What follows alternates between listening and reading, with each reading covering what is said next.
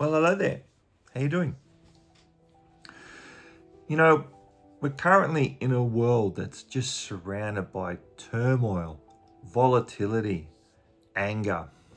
There's a hell of a lot going on right now.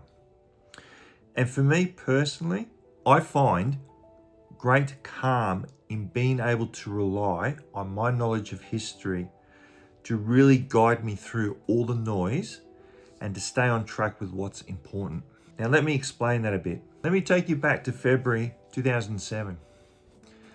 HSBC Bank shocked its investors when it announced that it had impaired losses on loans to the US mortgage market that caused analysts to immediately drop the HSBC stock price by 10%. Now, at the time, most people just shrugged, thought it was a one-off thing, and got on with themselves. Recall at the time, we had a raging stock market, but hindsight's a wonderful thing.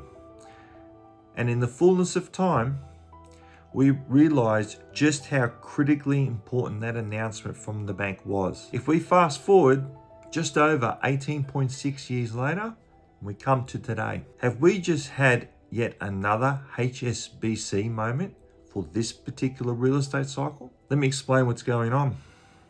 We had a handful of regional banks in the United States last week announce some significant losses on loans that they experienced due to fraudulent activity. Now, again, given the turmoil in the world and the fact that whenever the markets move, it's always because of US tech, I have no doubt that this news will quickly pass into the rear mirror and people will forget about it. I think that is a critical error because I know my timing of the real estate cycle. And what those banks announced last week is anything but trivial. So, if you'd like to know what the big fuss is about, what those banks found, and the potential ramifications given where we are in the cycle, then you need to read this week's newsletter. Below me in the video, you'll see in the description box a read it here link to the blog. Please click, read and enjoy. Why don't you like and subscribe to the videos as well so you don't miss these weekly editions dropping. Any comments or thoughts you've got about the blog or the economy in general, they're always welcome.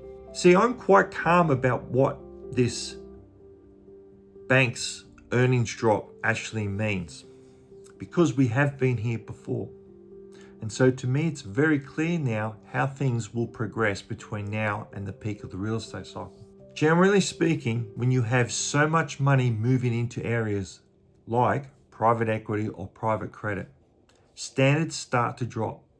Managers are under a lot of pressure to get that client's money into the market and earning an income.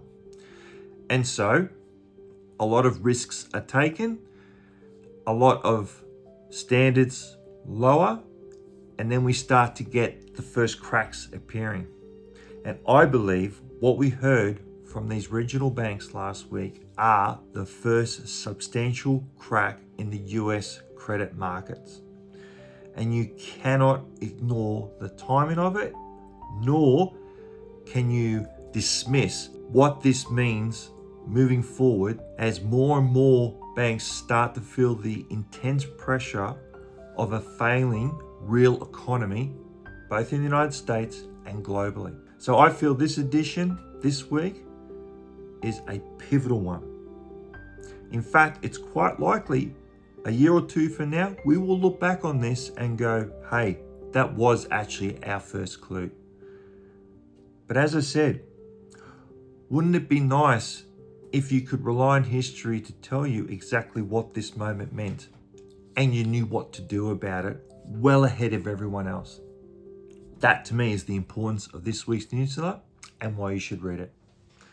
Okay, guys, I appreciate your time as always. Thank you very much for being a PCI member. I'll see you here next week.